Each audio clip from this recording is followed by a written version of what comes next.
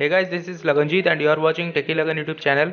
In this video, we will make a simple home automation project using Blynk IoT and Nodemcu. We will also learn how to code and how to do all of the setup.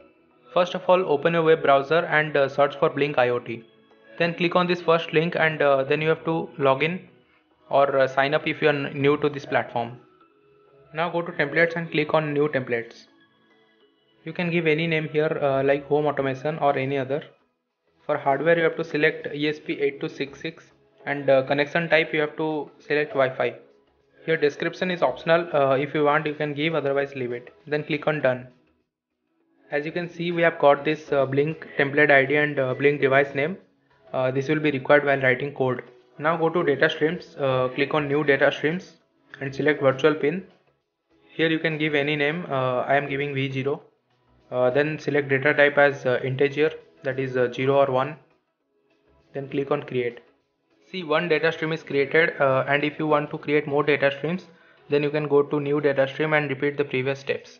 Here I am using only one relay module, that's why I am taking only one data stream. Now go to web dashboard. Here you have to add switch. Go to settings. Here title you can give anything, I am giving bulb 1. Select data stream V0. Click on this show on off labels and click on save. Here you have to click save again. Now go to search, select my devices, click on new device, then from templates, now choose template.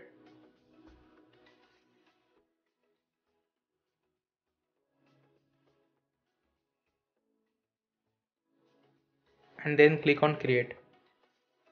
As you can see, previously you haven't got this token but now you have got it. These three things will be needed while writing the program. For now you have to copy it and while writing the code you have to paste it. As you can see, this is the code and in these first three lines you have to paste those previously selected lines.